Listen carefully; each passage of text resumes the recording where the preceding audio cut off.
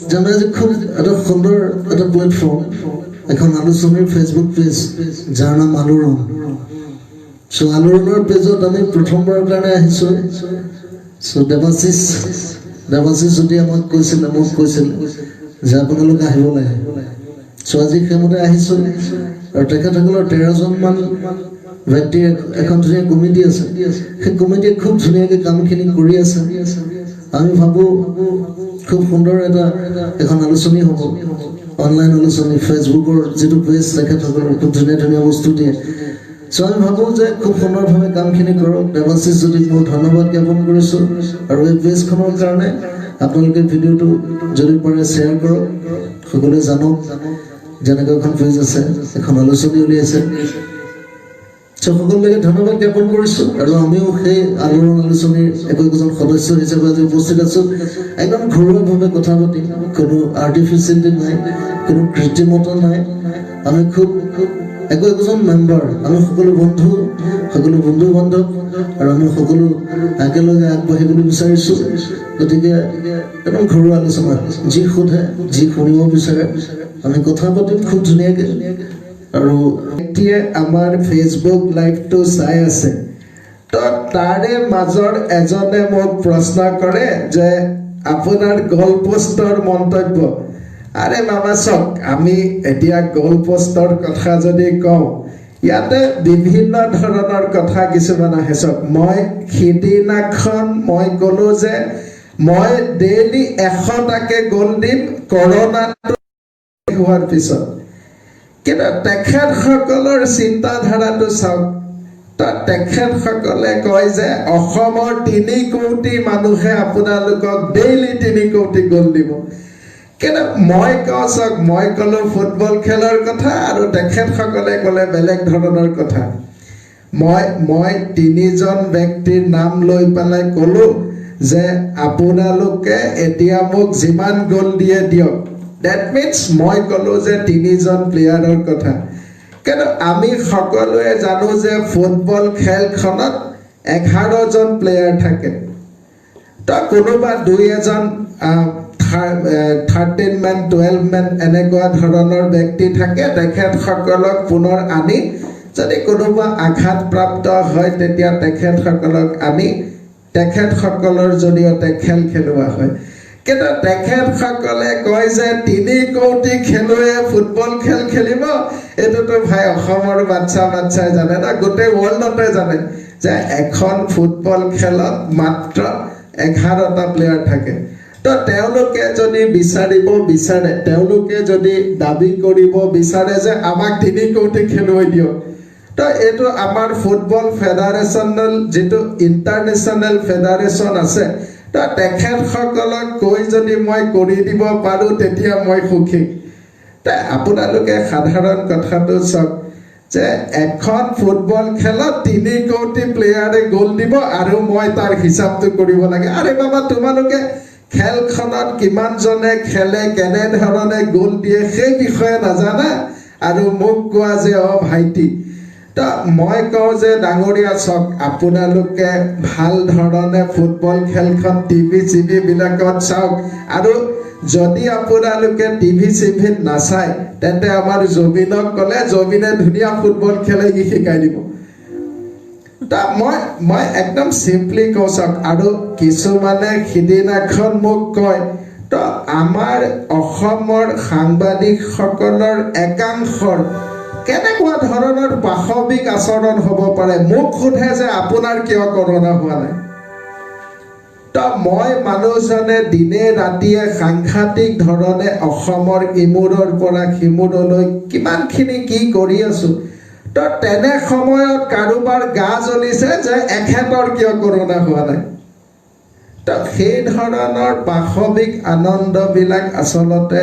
লোভিবলৈ এনে ধৰণৰ প্ৰশ্ন কৰিব নাপায় তো ইমান এটা মহান বৃত্তিত থাকি যদি কোনোবা এজন মালিকৰ কথা মতে যদি মোক সোধে যে আপোনাৰ কৰোনাটো কিয় হোৱা নাই আপোনাৰ কেতিয়ালে কৰোনা হ'ব তো সেই ধৰণৰ বিষয়সমূহৰ পৰা সদায় মই এৰাই চলো মই যদি ওলোটাকে তেখেতক সোধো যে আপোনালোকৰ কিয় কৰোনা হোৱা নাই তো কোনো যুক্তিসংগত নহয় ন তেনেধৰণৰ প্ৰশ্নবিলাক ইয়াতে কৰিব নাপায় আমাৰ সাংবাদিক বন্ধুসকলক মই যথেষ্ট সন্মান কৰোঁ তো তেখেতসকলক কওঁ যে আপোনালোকে সাংবাদিকতাটো এটা ধনাত্মক দিশত আগুৱাই লৈ যাওক তাতে কোনো প্ৰভাৱিত হ'ব নালাগে কোনো ধৰণৰ তেনেকুৱা ধৰক লোকক খোজ মাৰি কথাটো ক'ব নালাগে তো সিদিনাখন মোক এজনে প্ৰশ্ন সোধে যে কৰোণাটো দাদা কেতিয়া শেষ হ'ব আৰে বাবা মইতো কৰোণাটো কেতিয়া শেষ হ'ব সেইটো মই আগতীয়াকৈ ক'ব নোৱাৰোঁ তো তেখেতে সেই প্ৰশ্নটো কৰাৰ পিছত লগে লগে মোক সোধে দাদা ইলেকশ্যনটো কেতিয়া হ'ব আৰে বাবা ইয়াতে হিমন্ত বিশ্ব শৰ্মাই কৰোণাটো কণ্ট্ৰল কৰি আছে ইলেকশ্যনটো কণ্ট্ৰল কৰি আছে গোটেইবিলাক বানপানীটো মই আনিছোঁ তেনেধৰণৰ কথাবিলাক আচলতে এজন ভাল সাংবাদিকৰ মুখত শোভা নাপায় তো মই কওঁ যে আপোনালোকে যিমান দূৰ সম্ভৱ তো ব্যক্তিসকলৰ যিসকল কৰোণাত আক্ৰান্ত আজি ক'ৰবাত দেখিব যদি মই কোৱাৰাণ্টাইনত যদি মানুহখিনি পঠাই দিওঁ তেতিয়াও তেখেতসকলে কয় যে অমুক মন্ত্ৰীয়ে অমুক ধৰণে কাম কৰাৰ কাৰণে হোম কোৱাৰাণ্টাইনতে মানুহজন ঢুকাই গ'ল কিন্তু মই যদি সেই ব্যক্তিজন আজি জিএমচিলৈকে লৈ আহোঁ তো জিএমচিত যদি কোনোবাই অকণমান গৰম পানী নাপায় সেইটো সাংঘাতিক ধৰণে নিউজ বনাই বিৰোধীয়ে কয় যে অমুক মন্ত্ৰী বিফল তো তোমালোকে ভাই হা বুলি ক'লেও মাৰিবা আকৌ না বুলি ক'লেও মাৰিবা তাই দুইফালৰ পৰা তেনেকৈ কৰিব নাপায় মই কওঁ যে বিৰোধী ৰাজনৈতিক দলৰ সমূহ কৰ্মকৰ্তাক মই কওঁ চাওক এইখিনি সময়ত এটলিষ্ট আপোনালোকে পলিটিক্সবিলাক বাদ দিয়ক তো যেতিয়া মই কৈছোঁ যে আপোনালোকে কৰোণাটো শেষ হোৱালৈকে ৰওক তাৰপিছত আমি যিমান পলিটিক্স কৰিব লগা আছে কৰিম কিন্তু এইকেইদিন মানুহখিনিক অলপ শান্তিত থাকিব দিয়ক তো বিভ্ৰান্তিবিলাক কৰিব নালাগে আৰু তেখেতসকলে ৰাজনৈতিক তেখেতসকলৰ পাৰদৰ্শিতা তাক সিদিনাখন মই এই কথাটোকে ৰাতি ভাবি মই হাঁহিছোঁ আৰে বাবা মোক কোৱা ভাইটি তুমি এতিয়া যিমান গ'ল দিয়া কিমান গ'ল দিয়া যে 3 কোটি মানুহ কিন্তু কথাবিলাক কওঁতে তেখেতসকলে কি ধৰণৰ কথা কয় ভাই ফুটবল খেলত 3 কোটি মানুহ আৰে বাবা মানুহটো মৰি যাব না তেনেকুৱা ধৰণে যদি কথাবিলাক যুক্তি তৰ্ক কৰে মই ক'লো 3 জনৰ কথা আৰু তেখেতসকলে কয় 3 কোটিৰ কথা তো এইবিলাক চক অসমৰ ৰাইজে খুব সুন্দৰভাৱে পৰ্যবেক্ষণ কৰে তো এনেকুৱা ধৰণৰ যুক্তি তৰ্কবিলাক প্ৰাসংগিক নহয় আৰু তো মই কওঁ যে মোক যদি এই সময়ত জোকাই লয় তো মোৰ তাৰ পৰিণতিটো বেলেগ হ'ব মই একেবাৰে ইলেকশ্যনৰ সময়তহে ৰিজাল্টটো দিম তো কোনোবাই কয় যে আমি মহাজোঁট বন্ধন কৰিম তো কোনোবা দলে হাত পাৰ্টীয়ে তলা পাৰ্টীয়ে এইবিলাক ভিতৰি সাংঘাতিক ধৰণৰ গোট বন্ধন কিবা জোঁট বন্ধন এইবিলাক চব বন্ধন চন্ধন খণ্ডন কিমান কৰে তেওঁলোকক কৰিব দিয়ক কিন্তু আমি 100খনৰ ওপৰত আসন পাম তো এই ফুটবল খেললৈকে মই কৈ আছিলোঁ যে আমি 100খন আসন পাম কিন্তু মই এই 3 কোটি গ'লৰ কথা যিদিনাখন ক'লে সেইদিনাখনৰ পিছত কওঁ মই আৰু 10খন আসন বঢ়াই দিছোঁ তো টোটেল অসমত 110খন আসন আমি পাম তো লাহে লাহে তেখেতসকলে যিমানেই আমাক কিছুমান অপ্ৰাসংগিক কথাৰে আক্ৰমণ কৰিব আমাৰ আসনবিলাক বাঢ়ি গৈ থাকিব তো মই এই বিষয়ে নকওঁ মই অলপ সময়ৰ কাৰণে মই বিৰতি লৈছোঁ আৰু কিছু সময়ৰ পিছত মই পুনৰ ইয়াতে আহি আপোনালোকৰ প্ৰশ্নৰ উত্তৰসমূহ দি যাম তো সকলোকে ধন্যবাদ দিছোঁ আৰু যদি পাৰে আপোনালোকে এই ফেচবুকৰ জৰিয়তে এই 3 কোটিৰ কথাটো তেখেতৰ কাণত পেলাব লাগে আপোনালোকে অকণমান শ্বেয়াৰ কৰি দিয়ক যে তেখেতে গম পাওক যে ফুটবল খেলত 11জন ব্যক্তি থাকে 3 কোটি নাথাকে তো থেংক ইউ সকলোকে ধন্যবাদ আৰু কৃতজ্ঞতা জ্ঞাপন কৰিছোঁ তো পৰৱৰ্তী পৰ্যায়ত আমি পুনৰ লগ পোৱাৰ প্ৰতিশ্ৰুতিৰে এইখিনি সময়ৰ কাৰণে মই অলপ বিৰতি লৈছোঁ ধন্যবাদ ধীৰে হেৰাই যায় আবেলি রে রোদানি ধীরে ধীরে ধিমিকি জলে হেবালি যে তরানি সাব খুঁজিও নে দেখো মই কতে বাসা ও লগর তুমি ধীরে ধীরে হেরাই যায় আবেলি রে রোদানি ধীরে ধীরে ধিমিকি জলে হেবালি যে তরানি সাব খুঁজিও নে দেখো মই কতে বাসা ও লগর তুমি ধীরে ধীরে হেরাই যায় আবেলি রে রোদানি ধন্যবাদ ধন্যবাদ রাজু শইকীয়া আপোনাৰ কাৰণে গান আৰো কিছু বেলি দেখা দিবানে কি তোমাৰ ভবাৰ বতৰে মন নদী হই মৰম খুঁজিবই ঢুবুৰু তাত হয় সাঁথৰ সন্মুখত যেতিয়া তোমাক দেখো যাযাবৰ অভিমান মুঠিতে ৰাখো সন্মুখত যেতিয়া তোমাক দেখো যাযাবৰ অভিমান মুঠিতে ৰাখো মন যায় মন যায় মন যায় তো দেৱাশিষে কোৱাৰ কাৰণে গালো তো সবৰ মন যায় তো খান্দে চিনেমা চালাই অমিতাভ বচ্চন ক'বলৈ মন যায় কেতিয়াবা কেতিয়াবা বিষ্ণু এভাগ ক'বলৈও মন যায় তো খুব ধুনীয়া ছোৱালী ফটোবোৰ দেখিলে গোটেই সবাকে একেলগে বিয়া পাতি থ'বলৈ মন যায় ক্ৰিকেট খেল চালে শচীন তেণ্ডুলকাৰ হ'বলৈ মন যায় বহুত কিবা কিবি মন যায় কেতিয়াবা আকাশৰ তৰাটো লৈ আহিবলৈ মন যায় মই মন যোৱাবোৰ আৰু বেছি কৈ নাথাকোঁ তো মনটো সদায় কণ্ট্ৰলত ৰাখি সদায় ভাল কাম কৰিব লাগে তো মই সেইটোৱে জানো আৰু এটা খুব ডাঙৰ কথা এইটো কথা কওঁ মই সদায় কওঁ তো ফেচবুক লাইভ আহিলে মই সদায় কওঁ যে আমি নতুন প্ৰজন্ম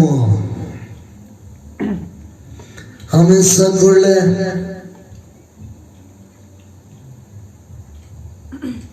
দেশ সলাবও পাৰোঁ আৰু ইচ্ছা কৰিলে তো বাকীখিনি নকওঁ আৰু গোটেই অসমৰ নৱপ্ৰজন্মই জানে আমি ইচ্ছা কৰিলে দেশ জ্বলাবও পাৰোঁ কিন্তু আমি নজ্বলাওঁ আমাৰ সেইখিনি কমন চেঞ্চ আছে কিন্তু সাৱধান কৰি দিছোঁ গোটেই পলিটিচিয়ানখিনিক যিখিনি আমাৰ লগত বাৰে বাৰে পলিটিক্স কৰে এটা বস্তু ভাল হ'ল যে APSC দুৰ্নীতিটো নাইকিয়া হ'ল সেইটো কিন্তু মই সৰ্বাদাক ধন্যবাদ দিওঁ তো চৰকাৰখনক ধন্যবাদ দিছোঁ APSCটো এতিয়া একদম ক্লিন তো যিটোৰ কাৰণে মই কাঞ্চনজংঘা বনাব লগা হ'ল এতিয়া সেই ইছ্যুটো কিছু পৰিমাণে কমি গ'ল তো সেইটোৰ কাৰণে কওঁ যে আমি নতুন প্ৰজন্ম আমি ইচ্ছা কৰিলে দেশ সলাবও পাৰোঁ আৰু ইচ্ছা কৰিলে দেশ জ্বলাবও পাৰোঁ চব মানে এটা ৰিটাৰ্ণ লাইটত টোপন ধৰিছে অস্থিৰ আবেগত পৰশ লোৱানা অভিমানী দুচকু শান্তি হোৱানা অস্থিৰ আবেগত পৰশ লোৱানা অভিমানী দুচকু শান্তি হোৱানা অভিনম মৰমেৰে বিয়াকুল কৰা না মোৰ মনৰে কল্পনা যে চোকা হোৱানা মোৰ প্ৰেমৰে থাপনা তোৰ হোৱানা তোমাতেই হয় শেষ কামনাৰ পৰিধি এটি পল মোৰ এই পৃথিৱী তোমাতেই হয় শেষ কামনাৰ পৰিধি এটি পল মোৰ এই পৃথিৱী কবিতা হৈ বুকুত তুমি সাৰ পোৱা না মোৰ মনৰে কল্পনা যে চোকা হোৱানা মোৰ প্ৰেমৰে থাপনা তোৰ হোৱানা মনৰে কল্পনা যে চোকা হোৱানা মোৰ প্ৰেমৰে থাপনা তোৰ হোৱানা তোক এটা কথা কম তইতো মই সদায় কওঁ এই গোটেই গানটোৰ আটাইতকৈ ধুনীয়া শব্দটো হৈছে তুলসী তই গানটোত এইটোৱে কোৱা হৈছে যে নিজৰ ভালপোৱা ছোৱালীজনী নিজৰ প্ৰেমটোক সদায় তুলসী বনাই খাব লাগে কিন্তু বেলেগ ছিংগাৰ নকয় কিন্তু বেলেগে নকয় তুলসী বনাই ৰাখিবলৈ জুবিন গাৰ্গে কৈছে এইটো বহুত ডাঙৰ কথা কিন্তু এইটো সাংঘাতিক কথা তই খুব ধুনীয়া গান এটা বৰ ধুনীয়া এটা খুব ধুনীয়া পৰিৱেশত এই গানটো লিখিছিলোঁ খুব ধুনীয়া এইটো হ'লে ধন্যবাদ দিছোঁ মা এলবামৰ এটা গান এইটো গালোঁ এটা জুবিনৰ গান এটা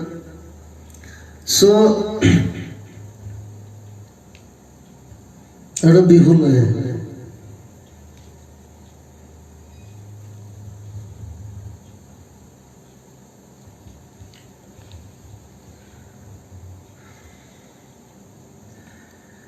সদায় পোহনীয়া পোৱালি দেখা ধুনীয়াকৈ ছোৱালী জানানি দিবা ঠাই অন্তৰৰ মাজত জানানি দিবা ঠাই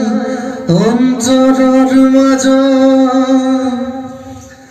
পাখি মেলিলেও ৰিজাব দুদিন মৰম দি গুচি যাব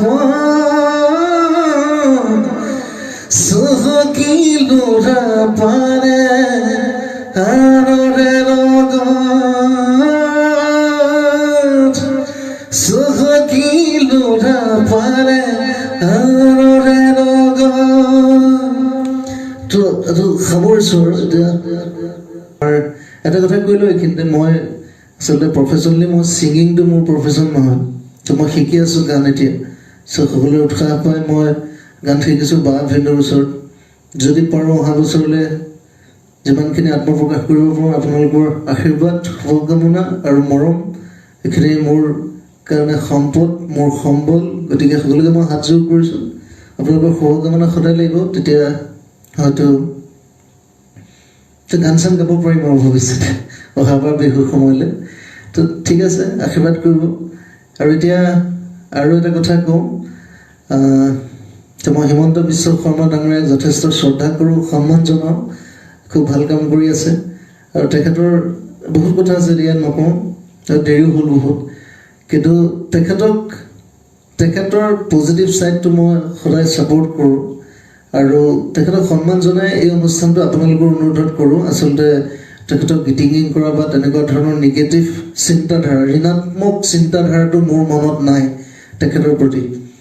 গতিকে কোনো ভুল ভ্ৰান্তি নধৰিব কোনো ভুল নধৰিব কোনো দায় দোষ নধৰিব সেইটো কাৰণে আপোনালোকৰ ওচৰত বিনম্ৰ অনুৰোধ আৰু কি প্ৰশ্ন আছে কওক আৰু তেখেতৰ আহিব নালাগে আৰু তেখেতে হয়তো জানে মই তেখেতৰ প্ৰতি মোৰ দৃষ্টিভংগী কেনেকুৱা তো মই আগতে বহুতবাৰ প্ৰকাশ কৰিছোঁ ঠিক আছে তো প্ৰশ্ন সোধক মই উত্তৰ দিয়াত আছোঁ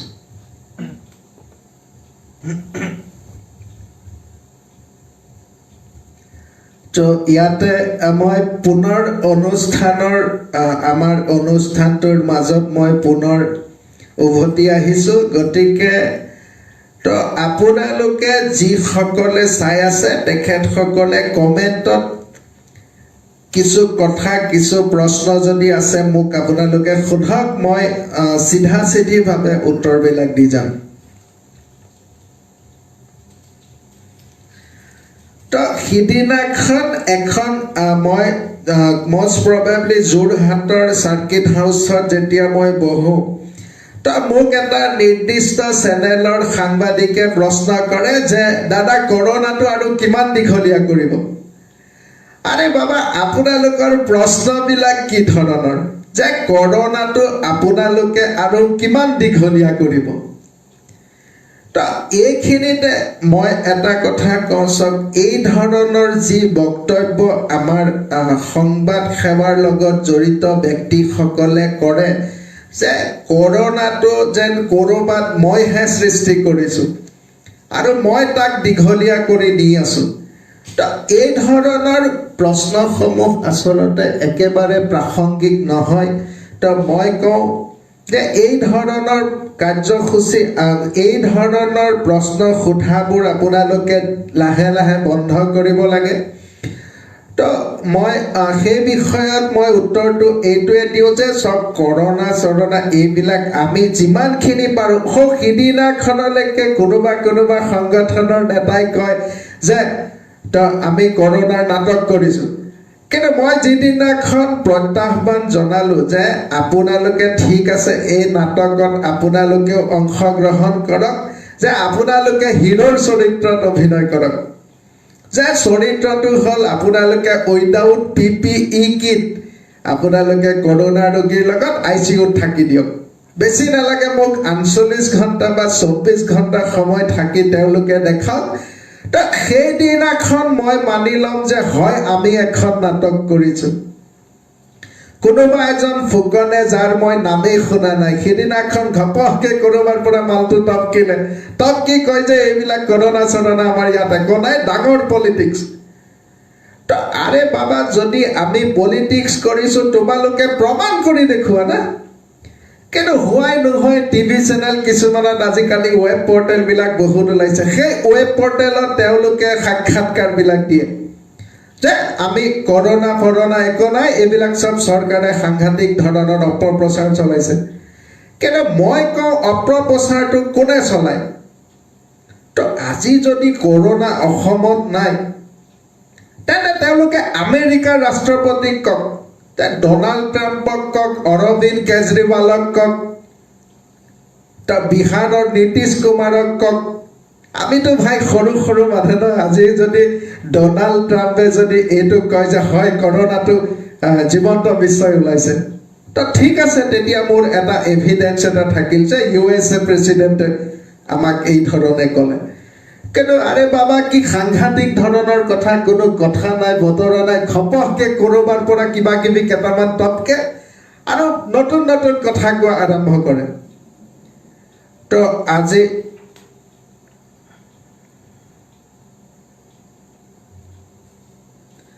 এজনে কয় যে আপোনালোকে কি ধৰণৰ ট্ৰিটমেণ্ট কৰিছে নাজানো কিন্তু একো ঔষধ নিদিয়াকে আপোনালোকৰ কৰোনা পেচেণ্টবিলাক ভাল হৈ উঠে তো এইটো মোৰ কাৰণে আটাইতকৈ ডাঙৰ গৌৰৱৰ কথা যে কোনো ব্যক্তি অসমত যিমানখিনি আমাৰ সুস্থ মানুহ আছে তেওঁলোকৰ যাৰ ইমিউনো চিষ্টেমটো ভাল তো ইমিউনিটি যাৰ ভাল সেই ইমিউনো চিষ্টেমৰ মানুহৰ মৃত্যুৰ হাৰ একেবাৰে কম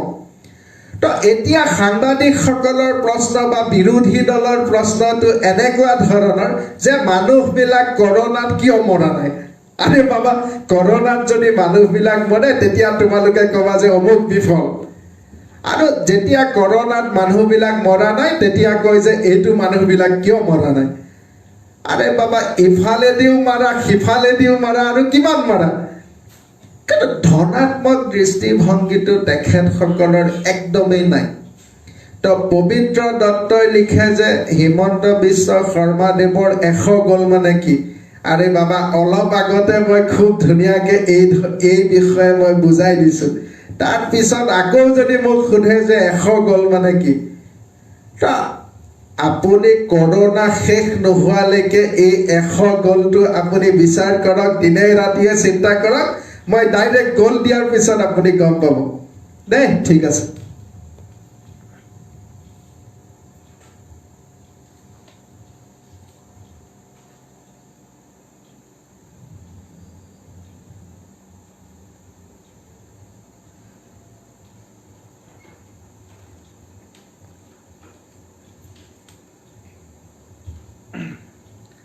আৰু মই আৰু বিশেষ নকওঁ কিন্তু সিদিনাখন এটা প্ৰশ্ন আহিছিল যে ওলা উবেৰত যদি উঠে কিন্তু যদি প্ৰাইভেট কাৰবিলাক আপোনালোকে বন্ধ কৰি ওলা উবেৰখন খুলি দিয়ে তেতিয়াতো কৰোণাৰ সংক্ৰমণটো বেছি হ'ব কিন্তু আৰে বাবা আপোনালোকে এটা বস্তু চাওক আজি যদি মই ওলা উবেৰটো বন্ধ কৰি দিওঁ বিৰোধীয়ে অহাকালি ক'ব যে ওলা উবেৰটো কিয় আপুনি বন্ধ কৰি দিলে কিমান দুখীয়া মানুহৰ পেটত লাথ মাৰিলে আৰু মই যিদিনাখন ওলা উবেৰটো খুলি দিয়াৰ ব্যৱস্থা ঘোষণা কৰিলোঁ তাৰ পিছদিনাখনে এক্সপাৰ্টসকলে কয় যে অমুকৰ জৰিয়তে তমুকৰ জৰিয়তে সেই ধৰণে কৰোণাটো বিয়পি যাব আৰু যেতিয়া মই লকডাউন কমপ্লিটলি দিওঁ তেতিয়াও কয় যে আমাৰ কৰোণাতকৈ লকডাউনত মানুহ বেছি মৰিব চাওক এনেকুৱা ধৰণৰ যিসকল এক্সপাৰ্টে আজিকালি ফেচবুকত টুইটাৰত আপোনালোকৰ সাংঘাতিক ধৰণৰ এক্সপাৰ্ট ব্যক্তি আছে না তা এই এক্সপাৰ্টনেছবিলাক যেতিয়া ধনাত্মক কামত হ'ব তেতিয়া আমাৰ অসমৰ উন্নতি হ'ব কিন্তু যদি ধনাত্মক কামবিলাক নকৰি যদি এনেকে ভালকে কাম কৰি থকা মানুহখিনিক যদি পিছফালৰ পৰা খুজি থাকে তেতিয়াতো আৰু ভাল কাম নহ'ব আজি মই কওঁ যে মোৰ চুইপাৰৰ পৰা একেবাৰে মন্ত্ৰী পৰ্যায়ৰ ব্যক্তিসকললৈকে কি এটা সুন্দৰ ধৰণে আমাৰ কামখিনি এটা ধুনীয়া দলীয় গতিত ধুনীয়াকৈ আগবাঢ়িছে সেই আগবাঢ়াৰ সময়ত যদি কোনোবাই যদি পিছফালৰ পৰা কেঁকুৰাৰ দৰে টানি থাকে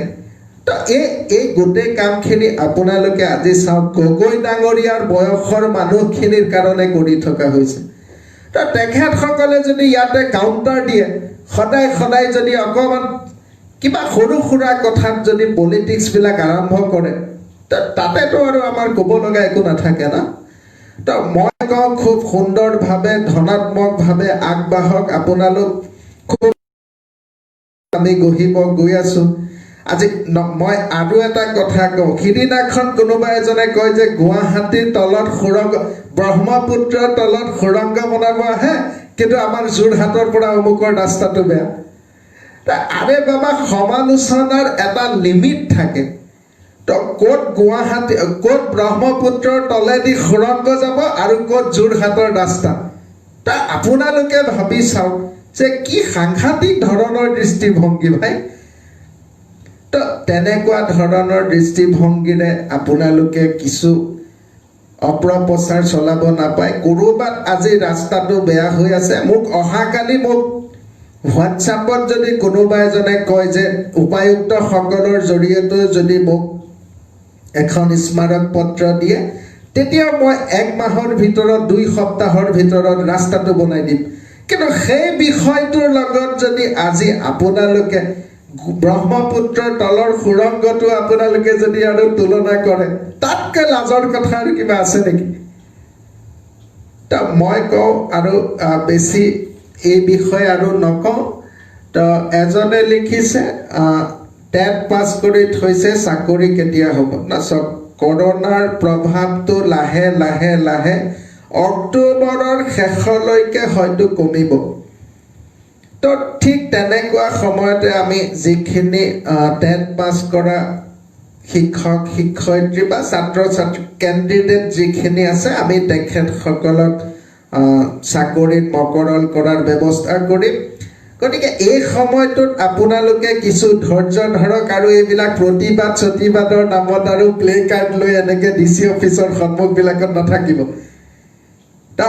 অন্য মোৰ ক্ষতি নহয় ভাই আপোনালোকৰ কৰোণা হ'ব তো কৰোণা হোৱাৰ পিছত আপোনালোকে টিভিত ডাঙৰ ডাঙৰ কথা ক'ব যে মই গৰম পানী এগিলাচ নাপালোঁ মোক অমুকটো বস্তু নাপালোঁ মই শুবলৈ বেড নাপালোঁ সেই তেনেকুৱা ধৰণৰ কথাবিলাক আৰু আনিব নালাগে আপোনালোকে কিছু ধৈৰ্য ধৰক ঘৰত থাকক মাস্ক পিন্ধক 1 মিটাৰ ডিষ্টেন্সটো মেইনটেইন কৰক খুব ধুনীয়াকৈ আমাৰ কৰোণাটো আঁতৰি যাব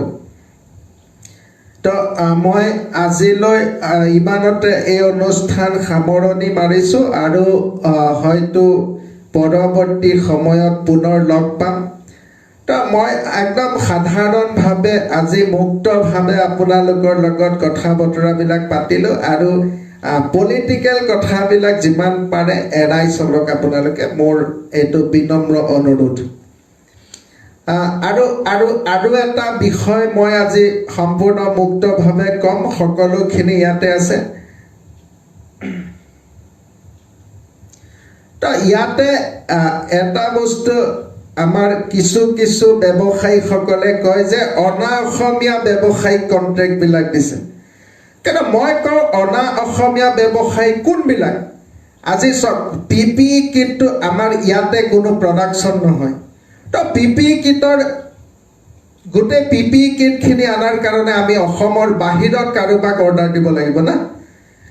তো সেই কথাখিনি জানি বুজি যিসকলে আমাৰ ইয়াতে হুলস্থুল কৰে সেইসকলক মই কওঁ এবাৰ আপোনালোকে RTI মাৰক মই আপোনালোকক খুব সুন্দৰভাৱে ইয়াৰ উত্তৰবিলাক RTI জৰিয়তে দিম